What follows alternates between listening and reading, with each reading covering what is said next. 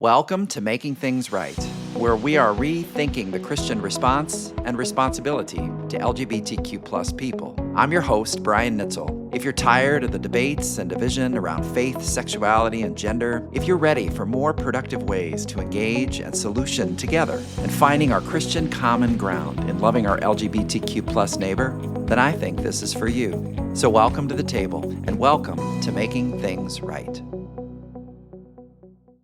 So what if the word homosexual was never meant to be in the Bible? To many, that is a controversial question, perhaps one not even to be asked. However, you may be surprised to know that many theologians have explored that question and come to similar conclusions. In this episode, you'll meet my dear friends Rocky and Kathy and get a behind-the-scenes look at the award-winning documentary about a biblical mistranslation that shifted culture. It's a fascinating discussion and not nearly as controversial as you might think. So lean in with me as we explore what happened back in 1946.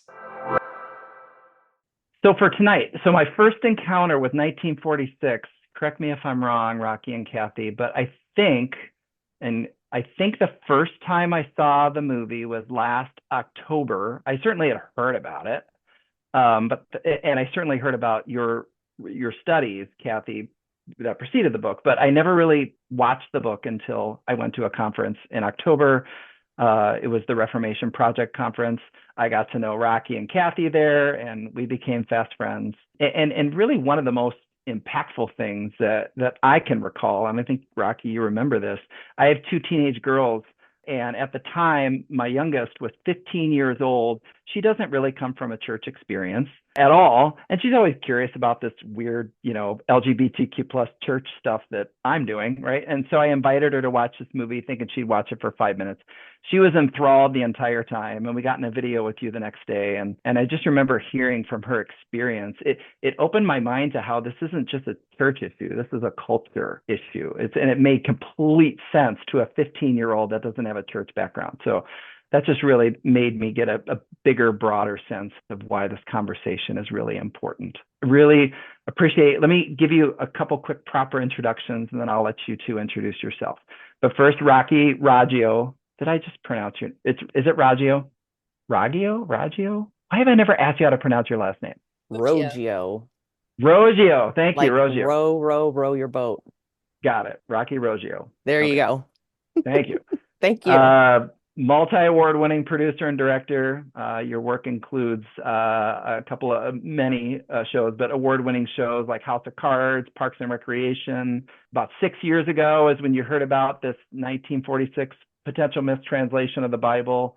That's when you kind of pivoted your efforts to start working on this documentary. And ever since, movies won multiple independent awards, had theater runs in London, New York City, LA, and it's on its way to establishing itself as a mainstream documentary that's really not just impacting church, but impacting culture. And then Kathy Baldock, who's a featured researcher in this movie, but also, quite a speaker and leading expert on these types of issues as well. She put out a book 10 years ago. She's working on a new one now, which I'm sure you'll hear about in our interview. But the first one, Walking the Bridgeless Canyon, really pieces together this history behind LGBTQ persecution in the church and how it's just super important for us as Christians and church leaders to be better informed in order to properly engage and serve the LGBTQ+ community. So welcome, Kathy. Welcome, Rocky. Very good to have you. Love it. Why don't we start just simple? I mean, we're going to dive into the meat of everything, but just give us just a personal introduction of yourself, where you live, how you spend your time, and why you do what you do. Whoever wants to go first. I'll go because Rocky's still muted. Okay. I live in Reno, Nevada. I've lived here for about 40 years. I'm from New York City. I am straight. I have 2 straight children. I'm single.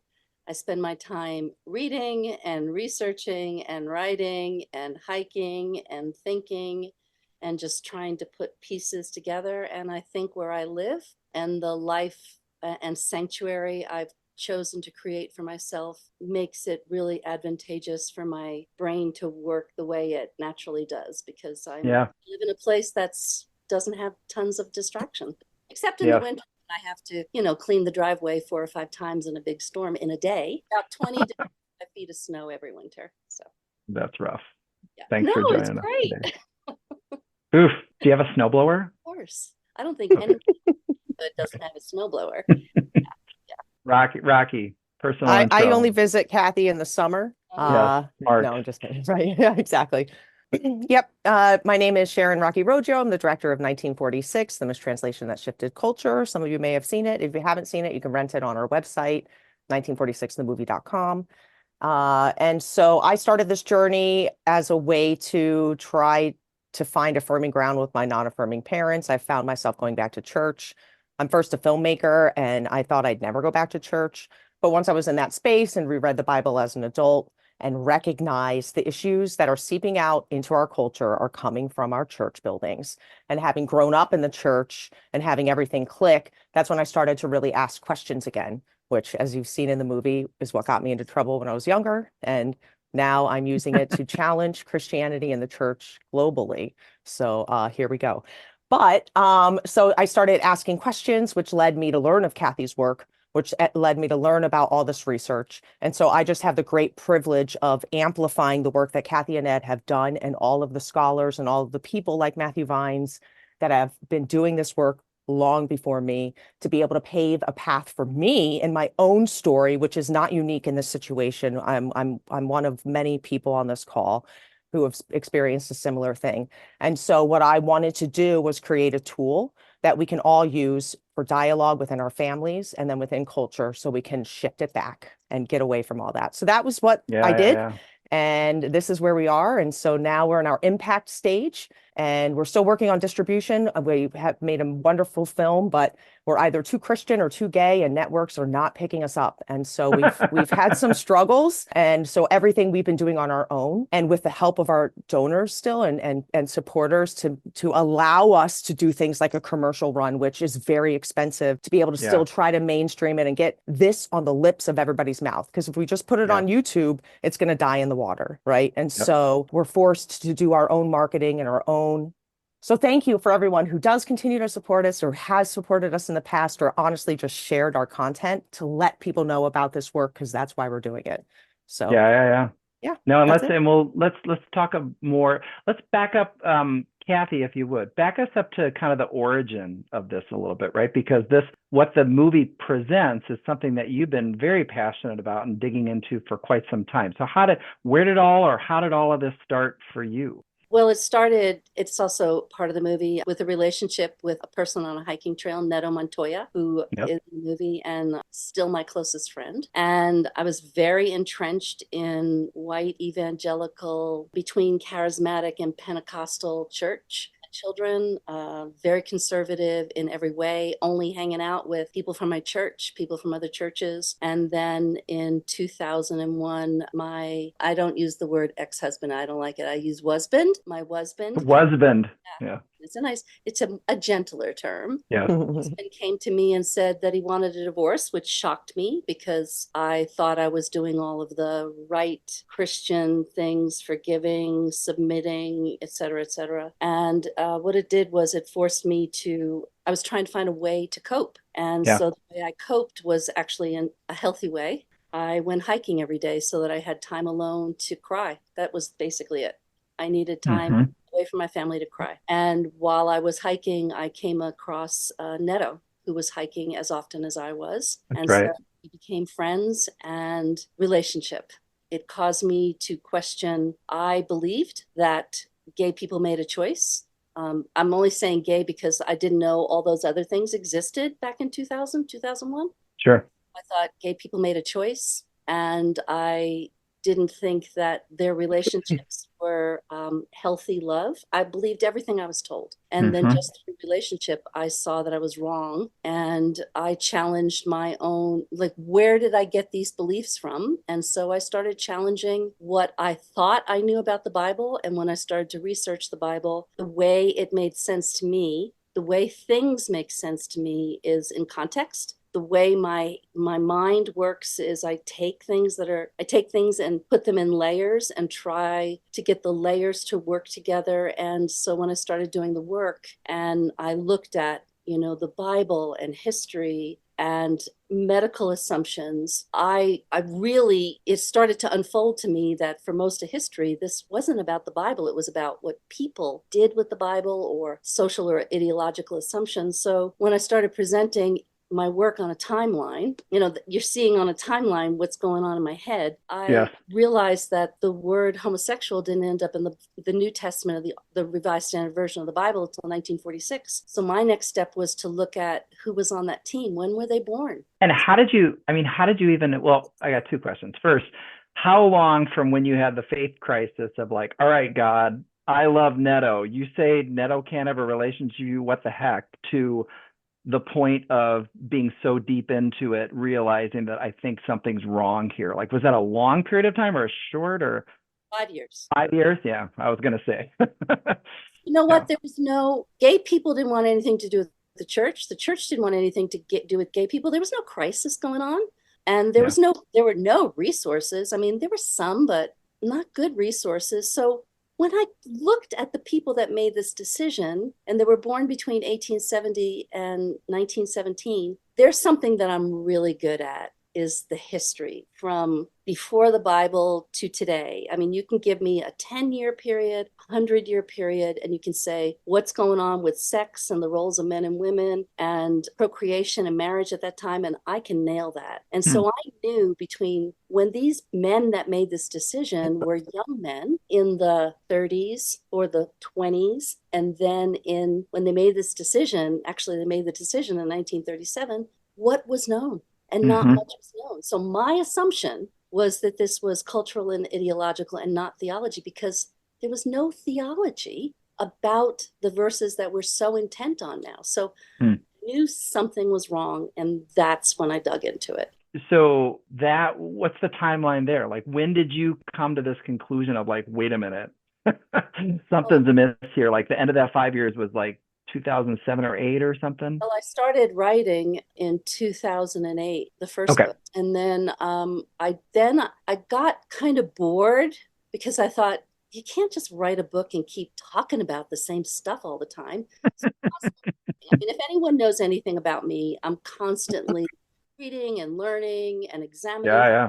And so as I kept digging into things, I thought there was more information. And so I really was intent when I was teaching then of bringing this concept, because no one seemed to be talking about it, that 1946 was the first time the word homosexual ended up in the Bible. So I kept talking about it like, isn't this amazing? And I think that it's cultural and ideological. And that's where Ed comes in. He was sitting, I think it was his second of my 6 to 8 hour seminars. And he was sitting in it. And give us, for those who haven't seen the movie, give us a little context about Ed, if you don't mind. At Oxford, raised Southern Baptist, also in the movie, and was not comfortable with his own sexual orientation. Hid it for most of his life. Tried to come out, went back in the closet, was a missionary to Japan, on church staff at a Baptist church, actually changed careers and went into financial advising so that he could make some money so that he could go to reparative therapy secretly. And then just kind of went back in the closet when he started reinvestigating this, because, there was no comfort in that closet. He came to my seminars, and when he heard that the word homosexual wasn't in the Bible until 1946, he thought, wait a minute, I've gone to seminary and I've never heard this before. So he went the next step. And what he did was he started collecting Bibles. And so we started collecting them. So the next time I came down to Southern California, I think it would have been the fourth time I met him maybe. And he said to me, I was speaking at a Reformation Project cohort, and then the last night they opened it up to the public. It was, I think, in Riverside, California. And I had driven down. It's about 9 hours, but I drove down. And so I had my car with me. And he said, why don't you check out of the hotel and come to my house and come look at my Bibles? And I thought, that's odd. But I did. And so I went. And when I went and I saw. And that's when you were like, okay, this guy's serious. Yeah. And then I started, I screened my phone calls and started taking every one of Ed's phone calls, and Ed took it to the next step. Ed was the one that said, okay, we know that this team did it, and it was headed by Weigel. I knew all of this like background information. Ed is the one that said, well, what about Weigel? What can we find out about him? And he found out that all of Weigel's materials because he was a quite famous person. We don't know who he is today, but he was very well known in his day. He was a dean of a college at 28. He was the dean of Yale Divinity for decades. He was the person that introduced Sunday school to children in the United States. He was a missionary to China. He was very successful. He amassed this very educated team that trusted him to do the work. And so his archives, everything from just minor notes to pictures to accomplishments to the translation notes for the Revised Standard Version, were sitting in archives at Yale University, and nobody, we found out when we got there, nobody had ever gone through all 94 boxes and 22 rolls of microfilm. Nobody. And they had been sitting there since 1976. And 3 days into the exploration, I found these key letters between Reverend David and the head of the team. And that's what popped this whole thing open. Yes. Okay, I want to get back to the story in a minute, but that's I was going to say that's a ton of foundation, which is super helpful. So Rocky, when did you hear about all of this or get this on your radar that made you get a vision for what you're doing now? Well, it was the summer of 2018 when I decided to do a documentary on affirming theology, but I still didn't know what that looked like. I had just started exploring these ideas, started asking questions, started challenging the church I was going to, saying, what you call sin, I don't call sin, got a hold of their bylaws and everything, which was just the bait and switch. It's they were welcoming, but definitely not affirming. And I didn't know the difference, I was so far removed from church. They kind of sound like if you're welcoming, you should affirm people, right? It seems that they would be. It was a snaky and there are so many of them out there. So it was May of 2018. I'm I'm just going to do a documentary, just kind of and did you two even know each other at the time or no? Or I didn't even know of her. So it was September of 2018 when I took a class on homosexuality in the Bible. So everything that's in the film is really what happened. And that's when I met a girl called Tracy here in California who told me about Kathy Baldock. And I was like, what? Googled Kathy, binged watched her all night long. And I was like, this woman's fantastic. But she didn't talk about the 1946 stuff online because it was so new, So I only knew about her book work and the stuff we're talking about with the conferences. And then Tracy told me that Kathy was coming to the United Methodist Church, which is the scenes that you see between my dad and Kathy in the movie about 20 minutes in. Right. And she was there with Ed doing that conference. And I didn't even know who Ed was.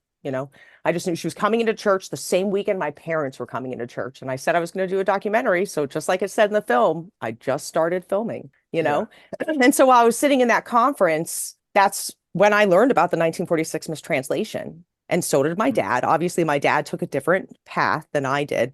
But for me, trying to find a storyline to communicate with a dialogue about this debate, not this debate, we want a dialogue, not debate, but about this topic, this was not an interpretation. This was not my feelings. This is a tangible mistake that we can trace from the archives, from the letters, where we can see what and how human had an influence and where it went wrong. And so I was just like, this is what the documentary is about. I mean, it was clear. So then prior to that, before we could film at the church, I had to write a letter. I got permission from Kathy. She kind of was just like, sure, whatever, film, not thinking, anything of it. And Ed, the same thing, said yes. The church said yes. We set up, we filmed, and then I'm like, I have to do the story. So then I emailed Kathy and I asked her if I could follow her and do the full documentary and told her my vision. And she said no. And I was like, oh, wow, Kathy's tough. So then I was like, okay, so I'm going to work on Ed. And he's in Long Beach and I'm in California. So I start, calling up Ed. And I asked Ed if I can come over. And now they're going to the Queer Christian Fellowship Conference in January 2019. So that was October 2018 when I filmed that stuff. Trying to thought about what was your reservation? No, so I needed to get their permission fast so I can get to Chicago and film Reverend David coming out for the first time. I'm like, I have to meet this guy. He's going to be at the conference, So so the resolution was Ed said no too. But then I found out he just needed a haircut. And I was like, you look so pretty. Just let me come over and see your Bibles and bring my camera, And so he let me come over and won him over. I didn't know this part of the story. Yep. And then, Kathy she just felt it was right. So it's like the movie that almost didn't happen. 100%. I would have been like, I mean, There's a piece, I mean, and Rocky knows this piece. So there was a piece behind it that two other people that had been filming Reformation Project conferences for years that I'd been involved in since before it was the Reformation Project. Matthew and I were talking before that. I mean, I helped him form the first cohort. I was very involved. And those two people had heard the story and they wanted to do a documentary. And so I had a long relationship with them. Yes, yeah. So people should know I hike a lot, I sleep on my deck, I read a lot, and I'm very loyal. There's the Boy Scout. Very loyal, yeah. I am intensely loyal. And so they had asked me, and I had to struggle. I had to struggle and say, what's best for this project? What's best to get this? Because I had to also get over the fact that, not everybody reads books. Some people watch, some people listen. And so I knew there was another way to communicate this information, but then who was going to get the story? It was going to be important. And I decided it would be Rocky, and that caused pain in the other relationships, which we resolved. It ends up that I made the right choice because one of those people who was a very dear friend died about a year and a half later of cancer. And goodness. Never been made. It devastated me, but we also repaired the relationship. And then so Rocky got it and Rocky ran with it. That's what happened. All these little pieces just fell into place. I mean, almost nothing makes sense about any of it, but no, not at all. Yeah. It just kind of, it's just is snowballing at this, and we're just kind of rolling down the mountain with it, But eventually you agreed, and then you started filming and kind of getting to work with the meat of the documentary, correct? Other interesting thing that people don't realize, they think some of that footage, especially when Ed and I are at the Yale Library, is reenacted. And what happened was when we went, Ed brought along a coworker of his, one of his employees, specifically to kind of run errands for us, to take pictures of documents, because we knew that we only had 4.5 days, and to take pictures of documents and to film. And so he was filming and really taking pictures. We would just give him documents and he would set it up under the camera. So as soon as I saw that letter, I stopped. I mean, I read the first paragraph and I stopped right away. So in the film, you're seeing 15 seconds, maybe 30 seconds after I found the letter, and we started filming. That's amazing that we have all of that on film. And so we gave it all to Rocky. A lot of people think, how did they reenact that? That's actual footage. Yeah. And I wasn't there. So they filmed that in 2017. So when they told me they had this, Ed's like, yeah, I have all this footage from Yale.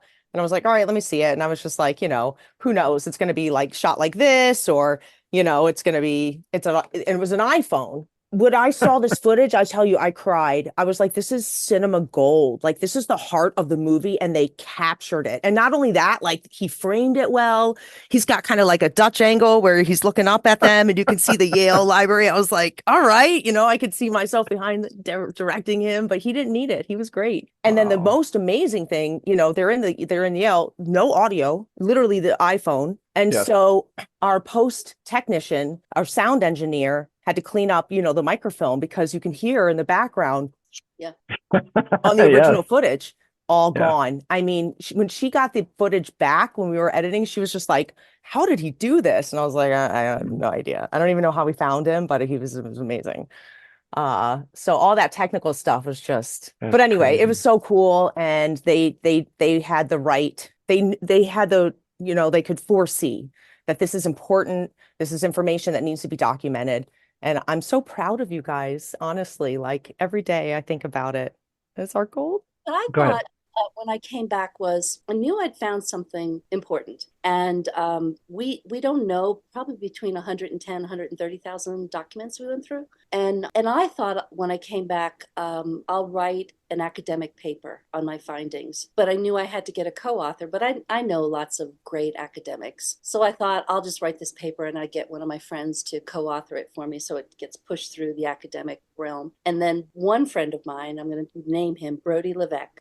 Brody Levesque, I talked to him on the phone, and he is a gay rights advocate and has been a reporter for over 45 years. And he, in very colorful language, told me that I was crazy if I just wrote an academic paper and didn't turn this into a book. And I thought, what is there to say? I mean, I can't imagine. So the first layout of this book is completely different than what it turned out to be. But it was Brody that said, you need to do more. And I listened to him. And then the second thing that's really important is we tried to find David. And on this call, on this Zoom, is Tina Wood. And hi, Tina. Tina is a star. Tina found David. David wrote these letters as his first and middle name from a P.O. box in Canada 60 years prior. And Tina found him 11 months later. And that had to happen for this story to have glue. It had to happen. And Well, heart. I just found him when my dad and I were in there filming. So it was only the second time that you publicly announced it. You had just found him 2 weeks before. Yeah. And so, it was. And again, this was the young seminarian that wrote a letter to the committee to question the translation choice of putting homosexuality in the Bible, which they eventually came to an agreement that it was a mistake and retracted it, correct?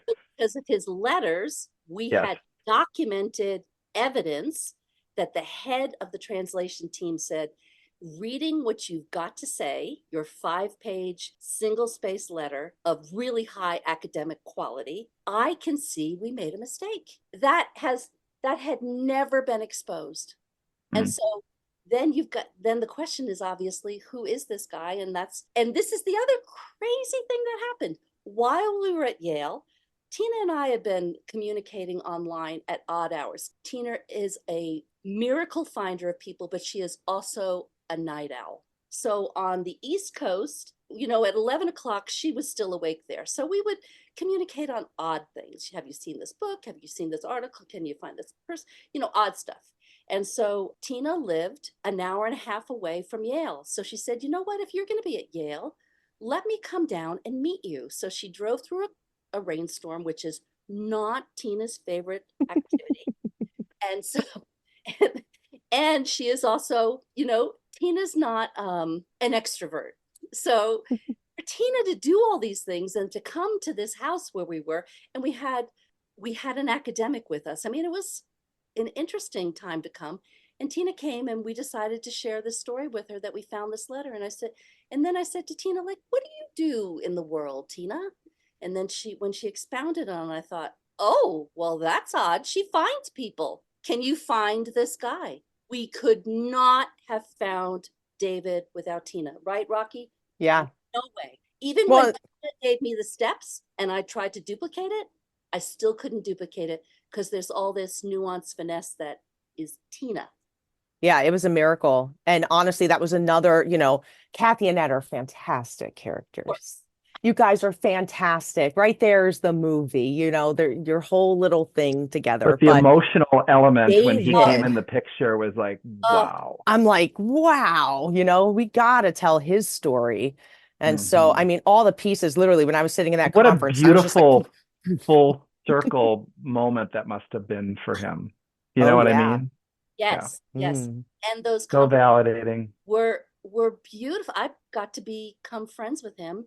And I was able then, as I was researching, to say, when you wrote this, I mean, I could imagine, because as I said, I can put myself in the 1950s and know what people would naturally be asking and assuming. But I was able to ask the letter writer, what did you mean when you said this? And he could respond. And nobody can refute that because I've got the guy that wrote the letter. I'm not making assumptions. I've got the guy. Yeah. Crazy. Talk a little bit about the impact now that the movie's out. Well, first of all, now that it's kind of out in the world, and I know that it's not out in the world like as much as you would like, but it's available now. Like, talk about like some of the initial impact, both positive and negative, that you've experienced since this finished thing has been out kind of in the world from your experience. Rocky, you want me to go first? All right. Well, it's mixed. It's wonderful from an audience perspective of the people who want to see this film or maybe have stumbled upon this film and or might not be Christian or have not grown up in the church, like you mentioned, your daughter, and find it fascinating and watchable, and they sit through it. So they may or may not have been like, I don't know if I would ever watch that film, but now it's a really good film, you know? And so that's a wonderful thing to hear. Before the film came out, there was a ton of skepticism, like whether or not that 1946 thing even matters, even from gay Christians or people who grew up in the church.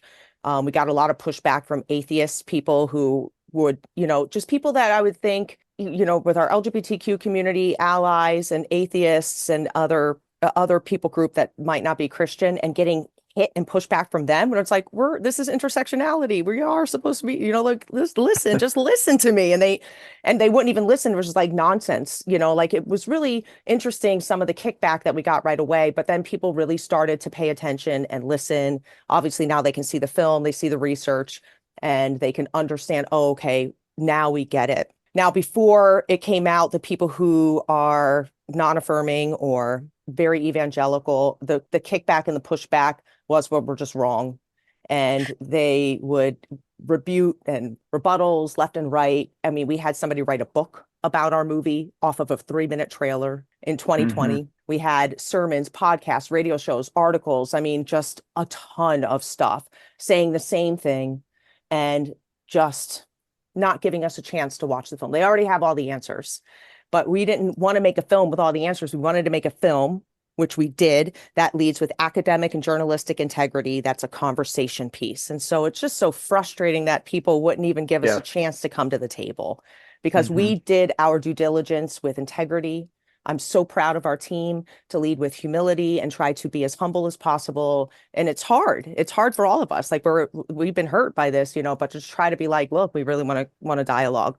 Now that they've seen the film, they'll still make articles about us and how wrong we are, but they misrepresent the film. And one day when I have time after this impact campaign, maybe in 2025, I can start pulling apart those videos and showing the audience where they're misrepresenting us and still not listening to what we are saying. And they're saying the same thing. They're in their echo chambers. Another thing that's happening with a lot of these men who are supposed to be church leaders in their communities are bullying us and bullying Ed in a way where they're saying we're cowards for not wanting to publicly debate them, or name calling in ways where it's like, again, we're not here to, you already know you're right. You don't want to talk to us. You want to beat us up. And now you're publicly doing it with your words on social media. And it's like really discouraging, because again, these are men who should be leaders in their community. And this is how they're representing themselves. So how can they, you know, anyway, so it's just so frustrating. But the good news is that the people who are open to it and watching it, or maybe they're still on the fence and they sit through it and they're ready to dialogue, they still might not be convinced, but they're asking good questions. We've had some great people come and be respectful and ask good questions. And you can tell they're still not there, but that's really encouraging. That's what we want to see. And then for an LGBTQ person who maybe they're in a relationship and they've come to some side of getting past shame, now we can see a full transformation. It clicks with them. They're like, I never even thought that it wasn't a sin. Like it just, you know, like now the liberation within that is just really amazing. And so whether they're in the church or not, we've heard from people who, you know, on both ends, and it's just still very liberating, which is encouraging. And then, people who are making steps forward to at least take a step back before they use the Bible as a weapon, and understanding what we're saying in that regard. We still don't need to convince everyone. You know, our goal is to have enough people recognize this information to move with us toward equality for all, and understanding that we all come from, you know, different perspectives, and your interpretation could be wrong. And so can we start there, you know? So overall, I'm really encouraged. And then the last thing I'll say is, again, with the wonderful support of people who have been helping us, we're now making the film. We have our closed captions done for the hearing impaired and for English speaking people. Now we are working on language accessibility all over the world. And we did Belgium's, we have the Dutch subtitles, we're doing Paris next week, we have French subtitles, and now we're working on Spanish. We want to get that done. I'm not supposed to say it out loud, but I'm doing it. Sorry, the guys who are helping us. We're trying to get it done for Houston, which is in August. And And so it opens it up for more people. So that's what Yeah. we're working on right now. Like I said, if the networks aren't going to help us, we're going to continue to do it ourselves. So thank you, community, for sticking with us and helping us make it available to more people. I love all of that. Did the credibility of like you had a season where you did kind of some independent film circuit and you got some awards. Did some of that credibility help you, hurt you, both? Like what? It really just helped us in validating the work. It's really just humbling and mind blowing, honestly. Like I still pinch myself. Like I'm like, I can make a movie, but honestly, it was the hardest thing I've ever had to do in my life. And it's not easy making a movie. So, one of my Because you've been in the biz your whole career, but this is your first baby, right? exactly right. It's my first baby, my first time directing at the helm. And one of my favorite things is to hire well and know that I know what I'm good at and I know what I'm not good at. And being able to Mm-hmm. admit it and be like, I can't do that.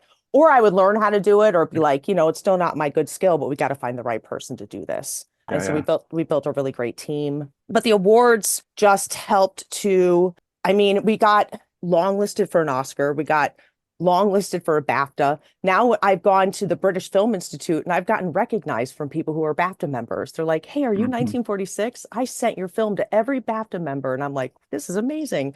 And we did those runs to, again, just try to get someone in the industry to carry us a little bit further. But Yeah. it just is really wonderful to have not only the audience, which is the most important thing, validate the film through our audience awards, but now to have peers who've had an opportunity to see it are Yeah. validating the work. So we're still going to continue to try. We did apply for Amazon Prime. The only thing with that, guys, is it's still a pay-per-view, So next year, if we're not on one of the big ones, we'll figure out something else. So I'm doing the book associated with the movie. So I'm behind. People that know me know that also last summer my mom died. I sunk into a pit that I didn't even imagine, but I kept reading, but I couldn't write. I couldn't, all those connectors in my brain that so naturally connect and work really well, they didn't work. And so I got back to writing about a month and a half, 2 months ago, and the writing is coming out. And the book actually starts in 3200 BC and goes all through history. And so I look at, again, the roles of men and women, marriage, same-sex behavior, and procreation all through history, what impacts it when we start asking questions about why people are attracted to the same sex. First person that does it is in the 1840s, nobody before that. So the movie and the book will probably intersect only about 15%, maybe 20%. But I like doing contextual history. And I think this will make a lot of sense to people. The way I approach the entire subject I see is nobody else does it like this, but it's also really beneficial to people that it clicks in their brain this way. So it all works. So I'm hoping to get the book into edits by September, October, and then it's just a process of editing, indexing, and getting it out. It's called Forging a Sacred Weapon, How the Bible Became Anti-Gay. And that title came from David's letter to the team that said, if you don't correct this, this will be used as a sacred weapon against the most marginalized of people. And so using David's words, and for people that don't know, David died very quietly, peacefully in January of 2023, Rocky? 23. 23. It's Yeah. pandemic messes up years. He got to see the film before he died. And also my mother got to see the film in a Reno theater because Rocky was in the Reno Film Festival. So 2 weeks before my mom died, she got to see the film too. So wow. And we won that film festival too. And all these timing things, it's just, I think God might be in it. Yeah, we won that film festival and then we dedicated that award to you and your mother with your mother there. Can I answer a question really quickly from the chat? I was just kind of going to in say we line. got questions flying in, so you this is from should. Melissa about watching the film online. So what we were just talking about not being picked up, like some of the stuff, like if we release the assets, we're never going to get picked up. And so we want to make the film available. And so honestly, when we did our release in December, the virtual theatrical release, so that streaming networks don't think we're out streaming, because we're not. we kept it up. So it's still up. It's been up since December. We're not taking it down until we get picked up and or we decide to go another route. And so we're when you giving it go to your still website, you can purchase an instance of the movie, correct? correct. And so the second part of that question, so it's not just a Pride Month thing. That's going to be up until we have another plan. So it's going to be able to be rented. Now, part of that other plan of making it permanently available, or where's our streaming home so people can just watch it and not have to pay or repay. We are working on downloads where you can purchase the movie and keep it in your library. So it'll be home libraries, church libraries, educational institutions, theological seminaries, and it'll be different licensing packages depending. Obviously, a home download will be much cheaper than if Yale University wants to keep it for their students indefinitely. Sure. So we're doing that. And over the next 6 months, we did just get a grant to hire an outreach manager. And she and we have a meeting actually right after this in 20 minutes. We'll be working to contact hundreds of churches and theological seminaries. And then we're working with Eventive to make this movie available for permanent download. So give us a couple months to still just after the road trip and after this year, we want to make sure that it is available. Oh my God, talk about the road trip.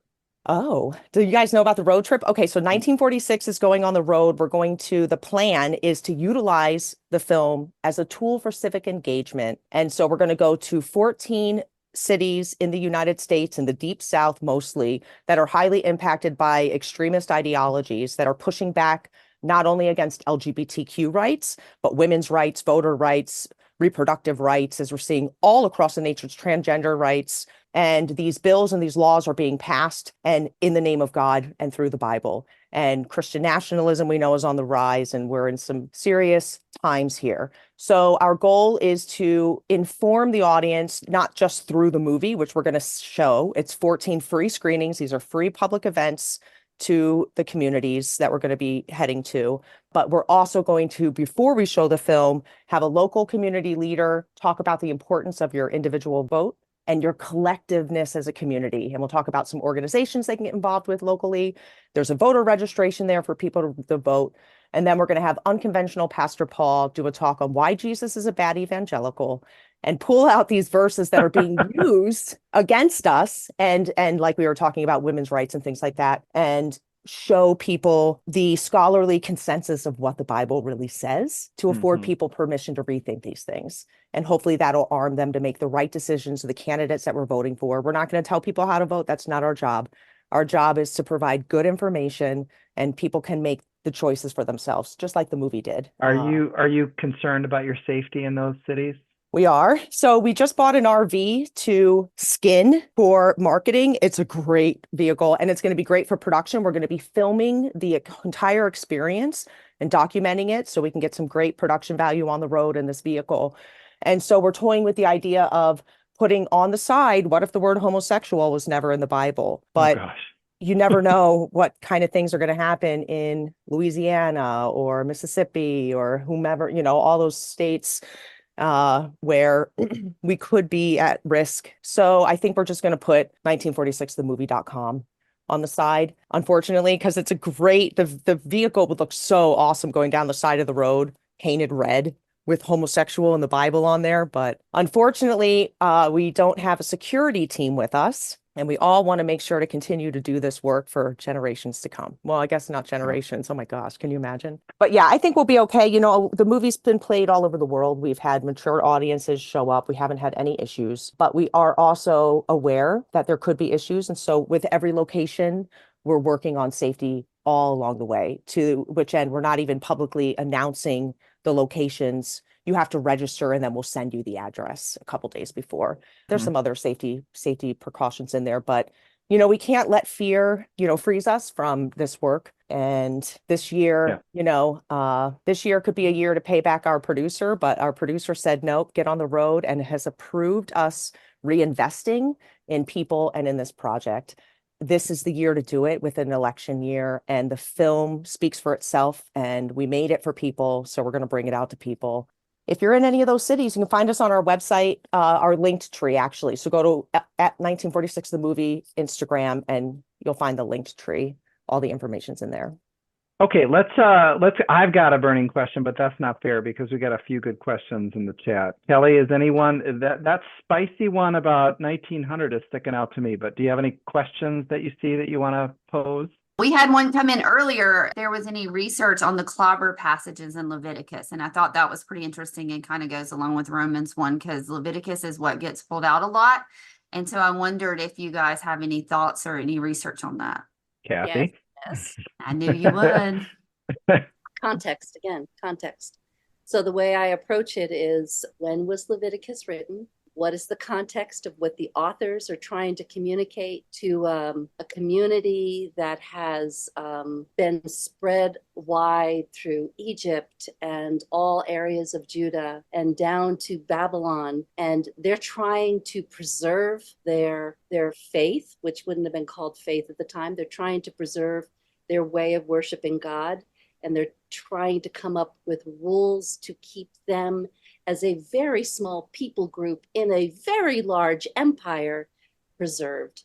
So how do we look at those verses in the context? It's always context of what's happening. And I'll briefly say, academically, academics didn't start looking at ways to interpret Leviticus until the very late 1970s and 80s. And what prompted them to do that, and the first ones to do it, were actually Jewish academics that did not like the way that Christian, I'll say the word, extremists were using the Bible to beat up the gay community in the midst of the AIDS crisis, right? At the beginning of the AIDS crisis. So people were using the Bible to raise money, and gay people as their foil, to raise money and to gain power and to instill fear in people in the late 70s and 80s. So academics, beginning with the Jewish academics, said, wait a minute, we've not done a good job of academically looking at these verses and speaking about them publicly. And that's when it really started.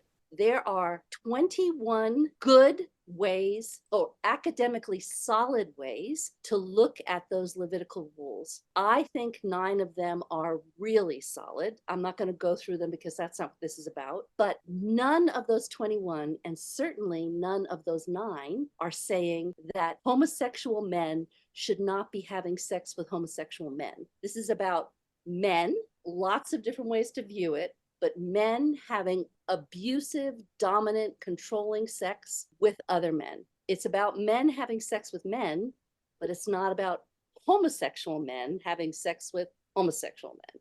So Leviticus, it's all about context. So I see there's a question about Romans.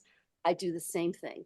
What is happening in Rome that Paul is addressing, that's happening in the empire of Rome, that he sees people abusing other people in all kinds of ways, including sexually? So it's all about context, all about abuse of others. It's all about status and class hierarchy and gender hierarchy.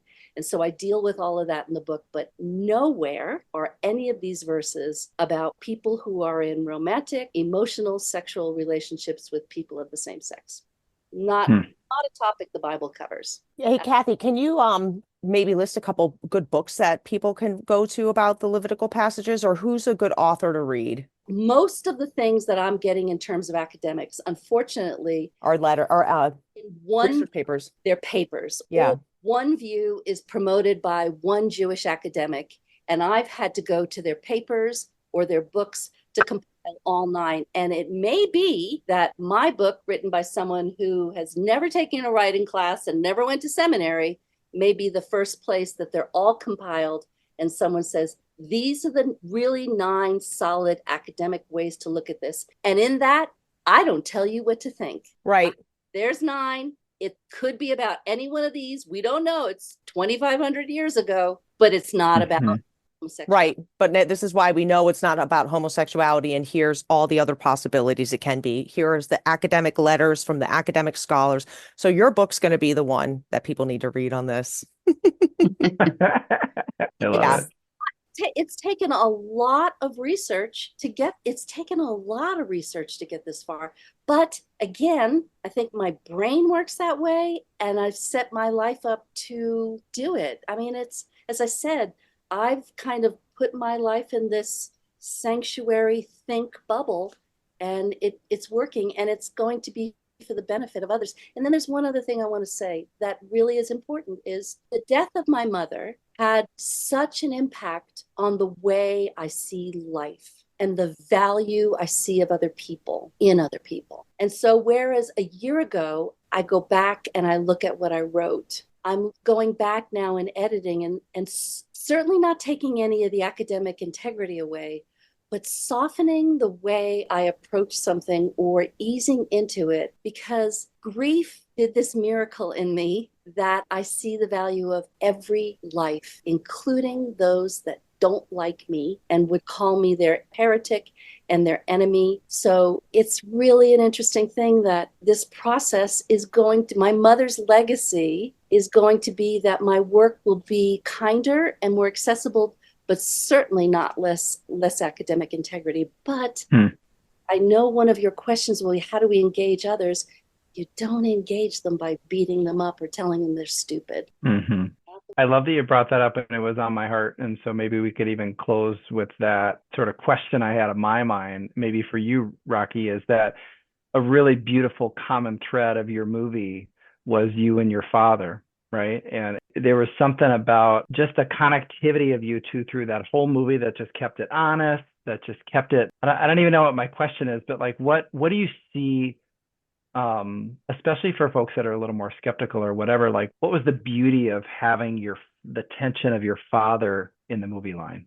I will answer that in 1 second, but I want to really quickly go back to Leviticus. I did just put a book in the chat with our rabbi's book. And so he does a good job on Leviticus. I also did see Dr. Bronson's book come in the chat. Thank you for that. And we're working on a workbook with Erdman's publishing company and Trevor Thompson, who is our New Testament scholar in the film. And they're putting together a team of academic scholars to help answer a lot of these questions. So all the top questions that we get: one man, one woman doctrine, the biblical view on marriage, Sodom and Gomorrah. If the Malakoi is a victim, why are they condemned too? Great question. We don't have time to get into that right now. So look out for that workbook. That's going to be a helpful tool as well. Really quickly, too, thinking about the Levitical passages, when we look at 1822, 2013 was a later edition. Scholars would agree. And then they added the death penalty. Why? Who knows? To make it more, like at first it was exile in 1820, then it was death. And this is like a purging of this impurity of the land. But when you look at the language, man shall not lie with male as he does with a female, for it's an abomination. The next verse talks about men lying with animals, and it's abomination. We obviously know the animal did not consent. So why is the animal being put to death too? This is, we still see victim shaming happening in our society today. And so we need to think about these notes. There's not consent going on here. This is something, there is an aggressor and there's a victim, and sometimes there's temple prostitution and different things, but sometimes they're catamites, or they're slaves. So there's still not consent. So there's a lot more going on there, a lot more to learn. So just think about those things, and then we'll have to learn more later. And really quickly on Romans, definitely Bronson. But it's only been the last 300 years that people are using Romans to even say that lesbians are condemned. But prior to that, church fathers never used that to condemn lesbian sex. They always knew, if you look at the language, it says, and their women exchanged.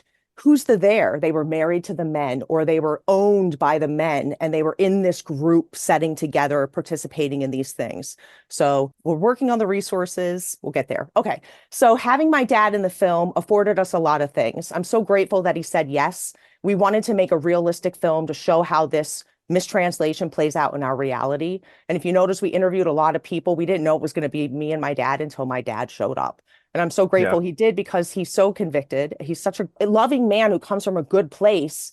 And I think he's misguided. He thinks I'm misguided. What do we do? And so we brought our existence to the table to give an example and a realistic, this is not a Hollywood movie. This is a hopeful movie, though.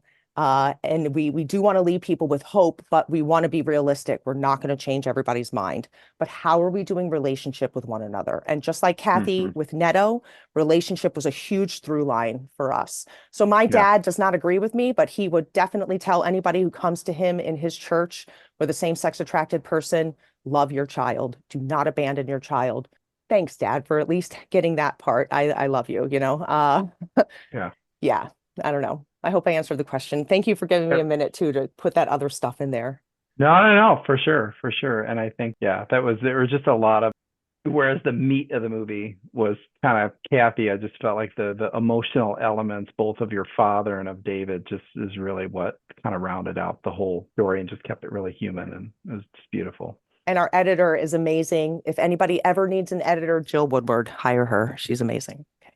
Did a great job. Okay. She did So great. before we go, give us a call to action, Rocky and Kathy. Like, what can these people do to help the cause, specifically with 1946?